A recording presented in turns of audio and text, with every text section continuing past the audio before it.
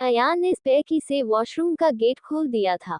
वही अंदर अद्विका तो बस ये ही सोच रही थी कि आज कैसे भी करके वो अयान से बच जाए, पर शायद आज उसके साथ उसकी किस्मत नहीं थी। अद्विका ने जैसे जैसे ही गेट के खुलने की आवाज सुनी, उसने अपना चेहरा ऊपर करके देखा तो अयान गुस्से में लाल हुए उसे ही घूर करके देख रहा था। पर अभी भी अद्विका की इतनी हिम्मत थी कि उसने अपने चेहरे पर एक नकली मुस्कान लाते हुए अयान से पूछा, अयान क्या हुआ है? तुम इतने गुस्से में क्यों हो? ओह भाई, इस समय बस अयान तो यही सोच रहा था कि ये नमूना उसकी जिंदगी में आया तो कैसे आया। इतना बड़ा कांड करने के बाद मैडम अद्विका उससे पूछ रही है कि हुआ क्या है।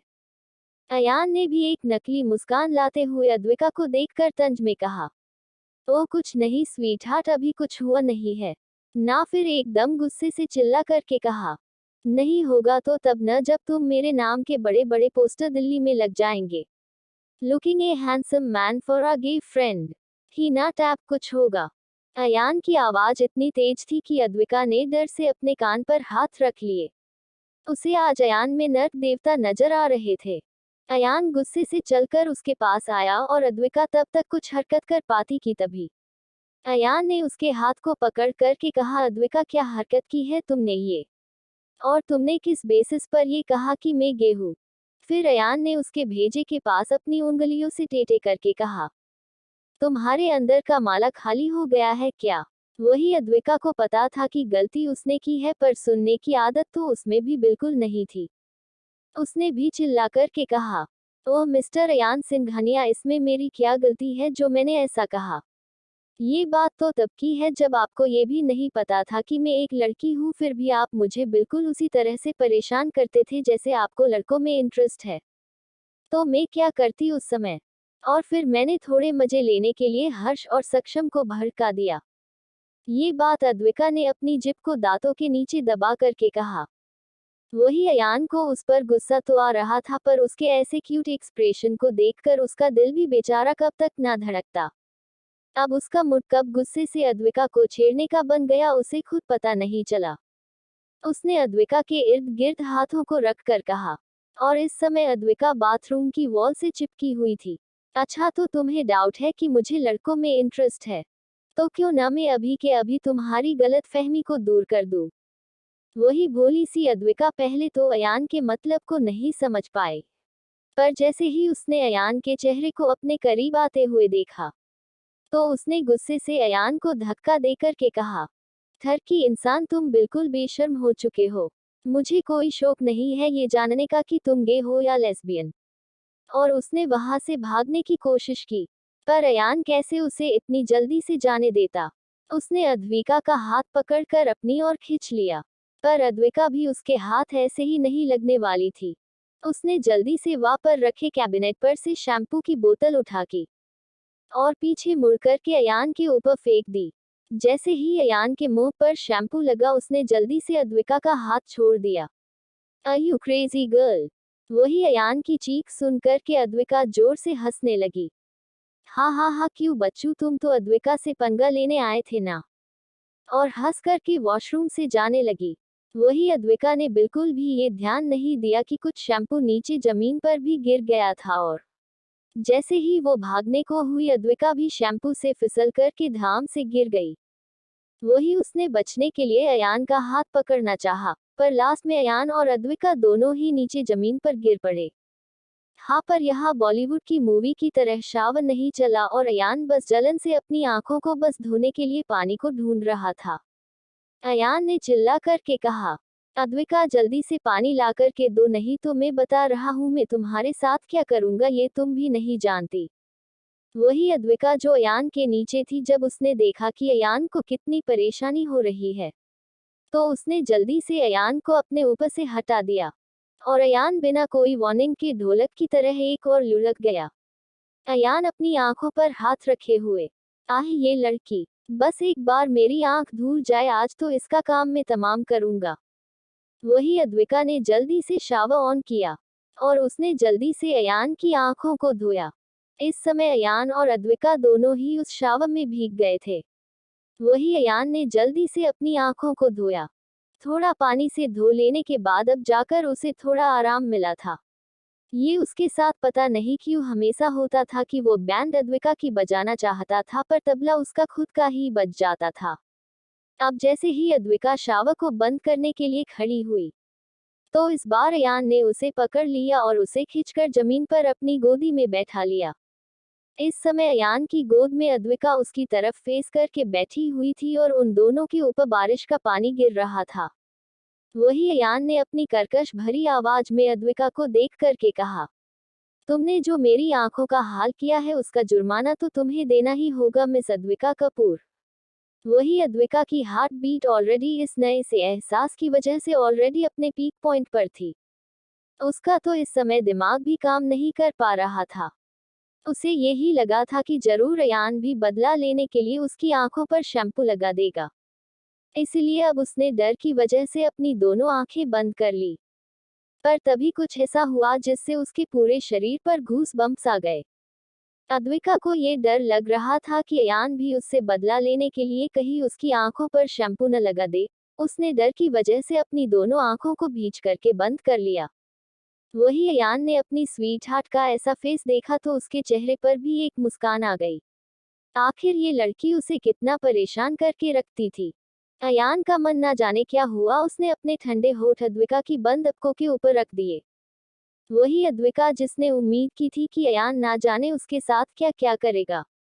पर जब उसे अपने चेहरे पर अयान के होठों का स्पर्श फील हुआ तो वो हैरान रह गई। उसके शरीर में एक अलग सी गुदगुदी उसे फील हो रही थी।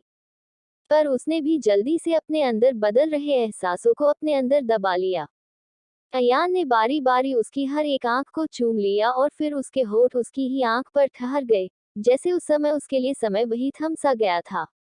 अयान ने अपने मन में बस इसी उथल पुथल में था कि आखिर वो ये सब क्यों कर रहा है और वो क्यों चाहता है कि वो अद्विका के करीब आए। पर जनाब को अब उनकी बदल रही फीलिंग्स के बारे में कौन ही समझाता। जो दोस्त है वो तो उसे गे और पता नहीं क्या क्या समझ कर बैठे हुए थे। आज पहली बार उसे लग रहा था कि हर्ष उसके काम का था। इस वक्त कम से कम वो कुछ तो बता देता इस सिचुएशन के बारे में।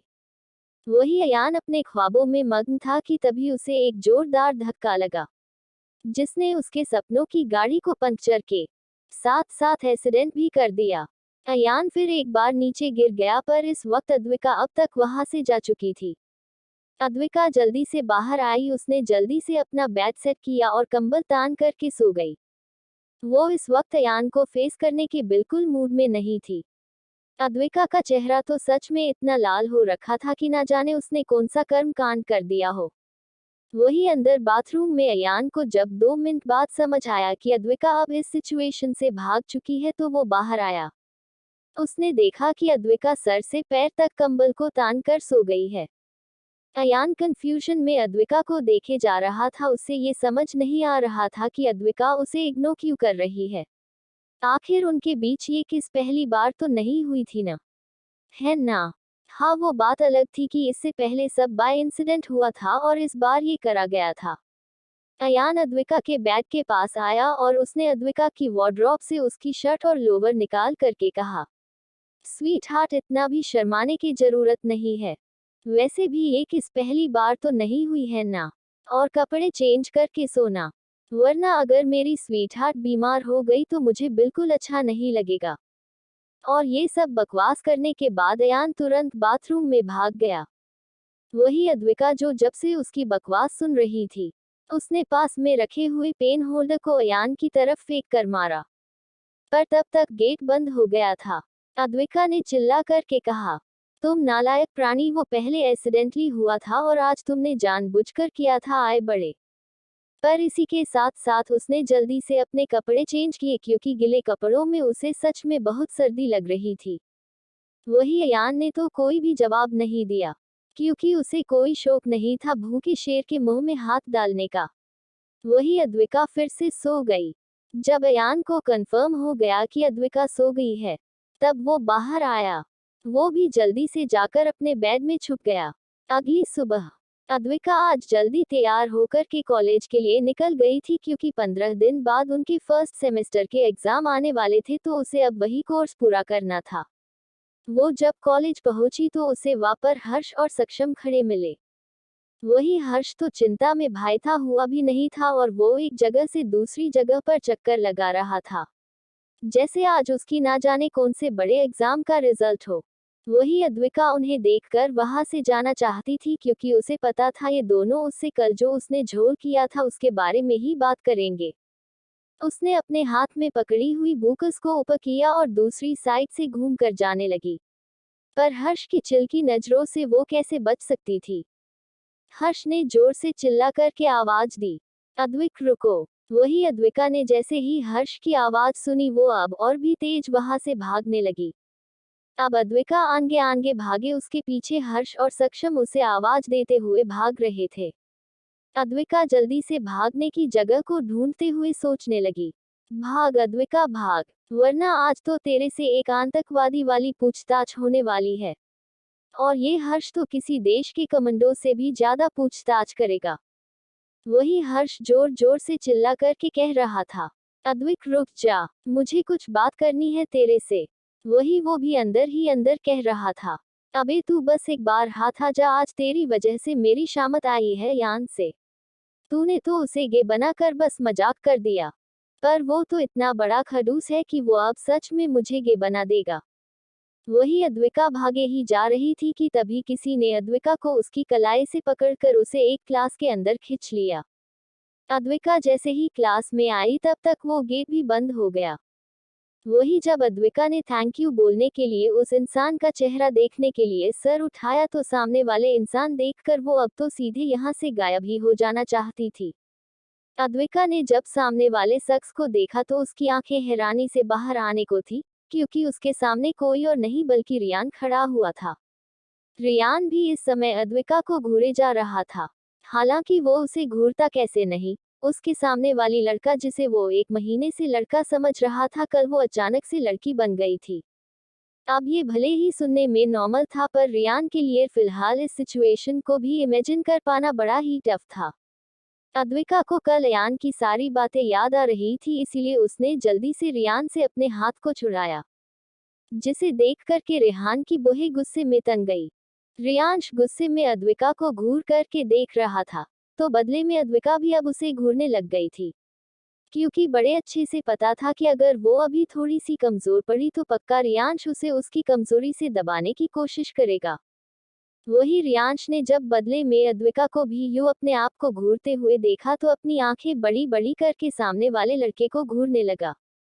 किस एंगल से ये लड़की थी? अगर उसे कल पता न चलता कि उससे इतने दिनों तक लड़ने वाली और उसे थप्पड़ मारने वाली एक लड़की है तो इससे आगे उससे कुछ सोचा ही नहीं जा रहा था। आखिर एक लड़की से उसकी इतनी बेइज्जती जो हुई थी, जो उसके ईगो को कुचलने के लिए काफी थी। रियांश ने बड़े ही रुड आवाज में अद्विका से कहा, आखिर तुमने भी अपना असली चेहरा दिखा ही दिया ना। एक लड़की सच में कभी भी बिना विश्वासघात के तो रह ही नहीं सकती ना। रियांश की आवाज भी अद्विका को बिल्कुल उसी तरह लग रही थी जैसे उसने जब अयान के मुंह से लड़कियों के लिए नफरत भरे शब्दों को सुना था। उन दोनों की आवाज में बहुत हद तक एक जैसा गुस्सा झलक रहा था। अद्विका अभी ये सब सोच ही रही थी कि तभी अयान ने अद्विका के हाथ को कसकर के पकड़ा और उसे अपने पास खींचकर बड़े ही गुस्से और अपमान भरे लहजे में कहने लगा, मुझे पता है तुम भी उन सभी लड़कियों की तरह ही लालची और मतलबी हो, और इस समय अयान को फंसाने के लिए तुमने ये सब ड्रामा किया है।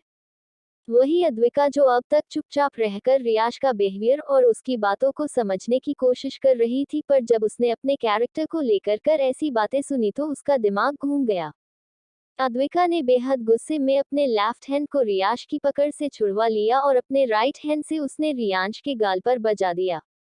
अद्विका ने बेहद गुस्से में चिल्ला करके कहा, कैरेक्टर तो रियांश बाबू आपका और आपकी बहन का ढीला है और नाम मुझ पर लगा रहे हैं। आपकी सो कोल्ड बहन मायरा मुझ पर झूठा मॉलेस्टेशन का केस करने लग गई थी। अगर आपको सच्चाई नहीं पता चलती तो आपने पता नहीं मेरे बारे में क्या क्या राय बना लेनी थी। और ये जो थप्पड़ ना मैंने कल के आपके उस सो कोल्ड भाई बहन के कारनामे की वजह से नहीं मारा, बल्कि इसलिए मारा है क्योंकि आपने जो लड़कियों को समझ रखा है ना, उससे मुझे लग रहा था कि आपकी बुद्धि हिल गई है। आपको क्या लगता है कि दुनिया की लड़कियां सब कोई आपकी बहन की तरह ही यूजलेस और घटिया है, जिन्हें कोई काम धंधा ही नहीं है? अरे हाँ, इसमें कोई गलती भी नहीं है आपको जो आपने लड़कियों के बारे में ऐसा कहा। क्योंकि जिस इंसान से शुरू से लड़कियों के नाम पर अपनी बहन को देखा होगा न, तो वो अब बेचारा लड़कियों के बारे में क्या ही सोच सकता है। अद्विका ने जैसे ही ये कहा, इसे सुनकर के रियाज का गुस्सा कुछ मिक्स भावों में बदल गया।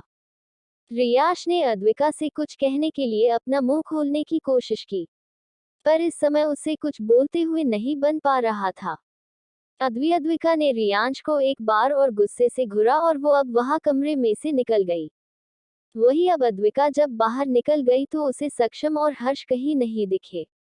वो अब खुशी खुशी आगे बढ़ने लगी, पर जैसे ही उसने एक कदम बढ़ाया, पता नहीं कहां से और कैसे सक्षम बीच में आ गया। अब अद्विका सामने खड़ी हुई थी और उसके सामने हर्ष और सक्षम सवालिया नजरें लिए हुए बस उसे घूर कर देख रहे थे। जब हर्ष और सक्षम का घूरना अद्विका को अब और बर्दाश्त नहीं हुआ तो उसने चिल्ला करके कहा, अब बस भी करो, ऐसे घूरना आंखें बोलती नहीं है। जो उन्हें बड़ी बड़ी करके मुझे देख रहे हो, जो भी बकना है सीधे सीधे बको। अद्विका ने अभी भी पूरे एटीट्यूड में कहा। वही हर्ष ने जैसे ही अद्विका के तेवर देखे, उसका गुस्सा जो कल से भड़का हुआ था उसे निकालते हुए उसने अद्विका पर चिल्ला करके कहा, तो मिस्टर अद्विक, आपको ये पता है कि आपने क्या कांड किया है? और आपकी वजह से यहाँ एक छोटे और मासूम बच्चे को शैतान का गुस्सा झेलना पड़ रहा है। अद्विका खैर समझ तो सब रही थी कि आखिर हर्ष बोलना क्या चाहता है। आखिर कल वो भी तो मौजूद थी वहां पर उसे तो अभी फिलहाल एक्टिंग करनी थी। इसलिए अद्विका ने बड़ी ही मासूमी से हर्ष की तरफ देखा और फिर सक्षम की तरफ। फिर कहा, पर यहाँ छोटा बच्चा है कौन? और मैंने कौन से छोटे बच्चे की लॉलीपॉप ले ली है? अद्विका की बात सुनकर के हर्ष ने खिंचते हुए कहा, अबे मैं हूँ यहाँ मासूम, वरना तुम सब तो शैतान बने पड़े हो। हर्ष ने ये बात सच में ही इतने मासूम तरीके से कही थी कि एक बार को तो अद्विका और सक्षम को लगने लगा था जैसे कि वहां सच में ही एक मासूम बच्चा आ गया हो। हर्ष ने पर इस बार अद्विका को बात पलटने का मौका ही नहीं दिया और उसने तुरंत अद्विका पर सवाल दागते हुए कहा, अद्विक, कल तुम हॉस्टल में क्यों नहीं थे? यहाँ से तो तुम और अयान साथ में निकले थे, तो कल कहाँ थे? अद्विका को ऑलरेडी हर्ष की खोपड़ी का आइडिया था कि वो कितना और क्या क्या पूछ सकता है, इसलिए उसने सारे जवाब पहले से ही तैयार कर लिए थे। अद्विक ने फिर से एकदम बिल्कुल अनजान बनते हुए कहा, अरे मैं तो कल मानसी के पास चला गया था। उसके पास कल कोई नहीं था ना? अब ये बात अद्विक ने ऐसे ही कही या जानबूझकर, पर अद्विका की बात की चिंगारी सक्षम के मन में लग गई थी। उसकी गुस्से में अपने आप ही मुठियां भीज गई ये सोच करके कि क्या अद्विक और मानसी कल रात साथ में थे। यहाँ अद्विक इस बात से पूरी तरह अनजान था कि उसने किसी के दिल में गर्म तेल उड़ने वाला काम कर दिया है। उसने बस अपना जवाब दे दिया और फिर से अपनी उसी भोली शकल से सक्षम और हर्ष को देखने लगी। वही जब हर्ष को पता चल गया कि अद्विक कल हॉस्टल में नहीं था, तो उसने अपने मन में खुद ही एक कहानी बना ली। कल अद्विक के जाने का फायदा उठाने के बाद जरूर अयान ने अपनी सीक्रेट गर्लफ्रेंड को बुला लिया हो। तो अभी उसने इस बात की तो कसम खा ली थी कि वो अब अयान की जीएफ का जिक्र तो नहीं करने वाला, पर वो अभी गे वाली बात को इतनी जल्दी नहीं जाने देने वाला था। पर अब हर्ष कुछ और छानबीन करने के लिए अपना मुंह खोलता कि उससे पहले ही अद्विक से खुन्नस खाया हुआ सक्षम गुस्से से लाल होते हुए एकदम कड़क आवाज में अद्विका से पूछा, ये बताओ, तुमने अयान को लेकर हमसे इतनी गलत बात क्यों कही और उसके बारे में अफवाह भी फैला रहे हो? पता भी है कि अब अयान तुम्हारे साथ क्या करेगा? वही अद्विका ने सक्षम की बात को सुना और फिर एक स्माइल पास की और सक्षम और हर्ष को चिढ़ाने वाली टोन में कहा, अब इसमें मेरी क्या गलती है जब राजा और उसकी प्रजा दोनों ही अव्वल नंबर के बेवकूफ हो? तो मैंने तो तुमसे ये सब कहा क्योंकि मुझे ऐसा लगा, पर तुम दोनों गधे भी तो लड़के ही हो ना, और इतने सालों से उसके साथ रह रहे हो, तो तुम्हें नहीं लगता कि तुम लोग इतने बड़े बेलबुद्धि नहीं होते कि तुम दोनों को पता न चलता?